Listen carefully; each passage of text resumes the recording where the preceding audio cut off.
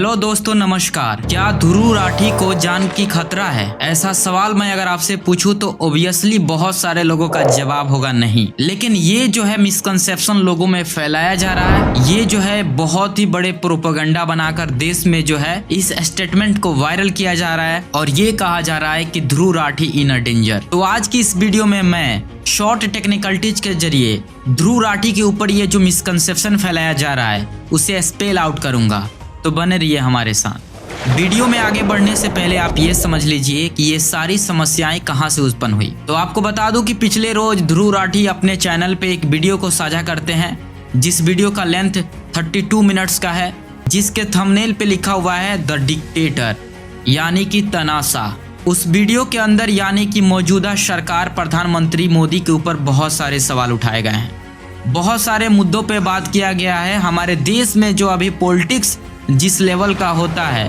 और हमारे देश में जो है कैसे लोगों को पॉलिटिक्स के जरिए लड़ाया जाता है, बहुत सारे बातों का विवरण जो है ध्रुव राठी अपने वीडियो में किए हुए हैं। उन्होंने इस वीडियो के जरिए अभी मौजूदा सरकार से बहुत सारे सवाल पूछे हैं। उन्होंने इस वीडियो में ये भी जिक्र किया है कि जिस तरीके से चंडीगढ़ के अंदर मेयर इलेक्शंस में प्रिसाइडिंग ऑफिसर के द्वारा जिस तरीके से घपलामारी किया गया, जिसमें आपको बता दूं कि इंडिया गठबंधन को यानी कांग्रेस और आपको जो है 20 वोट्स मिले थे आउट ऑफ 35 और 15 वोट्स मिले थे बीजेपी को, लेकिन 8 वोट्स को जो है प्रिसाइडिंग ऑफिसर के द्वारा इनवैलिड डिक्लेयर कर दिया गया।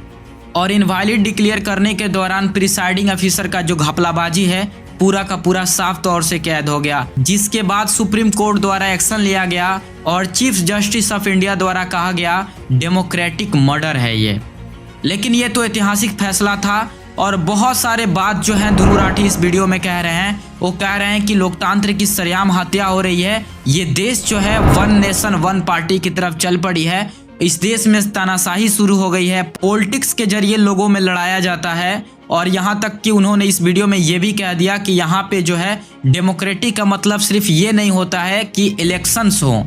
इस बात का तुलना जो है नॉर्थ कोरिया से करते हुए ये कहा कि नॉर्थ कोरिया के अंदर भी इलेक्शंस होते हैं, लेकिन रूलिंग पार्टी के द्वारा चुने गए कैंडिडेट को ही जिताना पड़ता है, अन्यथा ऐसा जो लोग नहीं करते हैं उनको जान से मार दिया जाता है।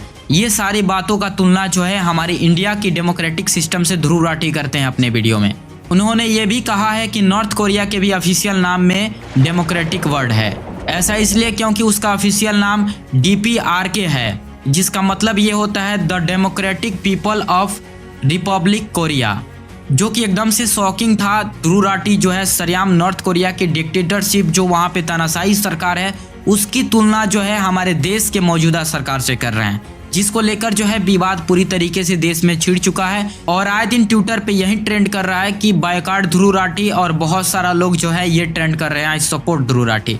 तो एक नज़र इस पे भी डालते हैं। हमारे देश में मौजूदा सरकार जो कि भाजपा की है उसको डिक्टेटरशिप बताने की कोशिश कर रहे हैं ध्रुव राठी अपने वीडियो में, जो अगर सही मायने में एक्चुअली अगर मैं आपसे बताऊं, आप ऐसे नहीं कह सकते हैं कि हमारे देश में जो है तानाशाही हो गई है।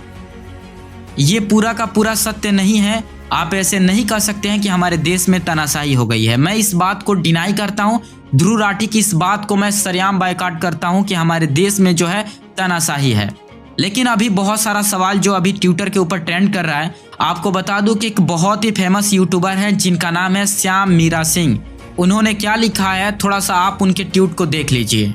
आप देख सकते हैं कि उन्होंने लिखा है कि ये कहना गलत है कि ध्रुव राठी के विदेश में रहने के कारण उन पर रिस्क कम है। हम आखिर अपने बच्चों की जान ही क्यों लेना चाहते हैं, तभी उन्हें महान माना जाएगा। हमें तो इस बात पर निश्चिंत होना चाहिए कि कम से कम हमारे पास ऐसी एसेट्स है। कम से कम ध्रुव राठी के माध्यम से सामूहिक चेतना का निर्माण कुछ लोगों में तो हो रहा है।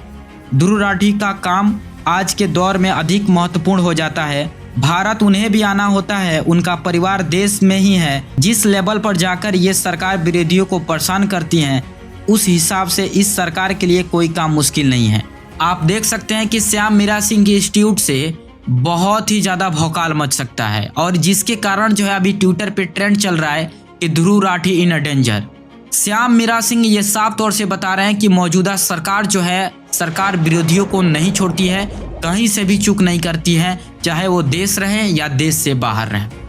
ये जो है ये सरेआम जो है डिक्टेटरशिप की ओर इशारा कर रही है ये बात। लेकिन इस बात में कहीं भी दम मुझे नज़र नहीं आता है। बहुत सारे लोग जो हैं अभी तरह तरह के प्रोपोगेंडा चला रहे हैं कि भारतीय जनता पार्टी जो है ध्रुव राठी के साथ कुछ गलत करेगी। ऐसा कुछ नहीं है, ये सिर्फ प्रोपोगेंडा है जो आदरणीय प्रधानमंत्री नरेंद्र मोदी जी को नीचा दिखाने की कोशिश करी जा रही है। लेकिन यहाँ पे दुख लगने वाली ये बात है कि वहीं भाजपा के द्वारा जो है, भाजपा के एक वरिष्ठ नेता हैं जिन्होंने एक बहुत ही घटिया टिप्पणी की है जो मैं अभी आपके साथ साझा कर रहा हूँ। आप देख सकते हैं उनके इंस्टीट्यूट को। जर्मनी में बैठा ध्रुव राठी जैसे ही मोदी जी को बदनाम करने के लिए एक वीडियो बनाता है, जितने भी समाजवादी, नमाजवादी, लालूवादी और वामपंथी गैंग है, सब के सब एक्टिव हो जाते हैं और इसे अपना बाप बना लेते हैं। कितना गिरेंगे ये लोग। आपको बता दूं कि ध्रुव राठी के उस वीडियो से लोगों पे जितना इफेक्ट नहीं पड़ा था, लेकिन जब से इन लोगों ने उसे ट्रोल करने की कोशिश की तब से बहुत ज़्यादा इफेक्ट पड़ गया है। सुधांशु त्रिवेदी के इंस्टीट्यूट के बाद से आपको बता दूं कि ये सरेआम जो है लोकतंत्र की हत्या की ओर बढ़ रहे हैं। इन्होंने ऐसे शब्द का इस्तेमाल किया है जिसकी वजह से हमारे देश की रिपब्लिक और डेमोक्रेटिक दोनों उलझ के रह गई है। आपको बता दूं इन्होंने सरेआम लोकतंत्र की हत्या कर दी है इस तरीके का ट्वीट करके। इन्होंने समाजवादी, नमाजवादी और लालूवादी को विशेष तरह से टारगेट किया है, जो कि इतनी घटिया बात लिखा इन्होंने बाप मान लेते हैं। आपको बता दूं कि इनकी सोच से जो है मैं सहमत नहीं हूं। अगर आप सहमत हैं तो कमेंट में लिखिएगा, अगर सहमत नहीं भी हैं तो कमेंट में लिखिएगा। सुधांशु त्रिवेदी को इस तरीके का ट्वीट नहीं करना चाहिए जो हमारे देश के अंदर ही, देश के लोगों में ही भेदभाव पैदा कर दे। वो कैसे क्रिटिसाइज कर रहे हैं लोगों को, मैं ये सोचने पे मजबूर हो गया हूँ कि उनके दिमाग में कितनी घटिया सोच भरी पड़ी है। क्या हमारे देश में फेयर एंड फ्री इलेक्शंस होते हैं? अगर होते हैं तो इस बात को जरूर मेरे कमेंट बॉक्स में लिखिए और अपना ओपिनियन जरूर रखिए कि ध्रुव राठी की इस पहल से आप कहां तक सहमत हैं। जय हिंद।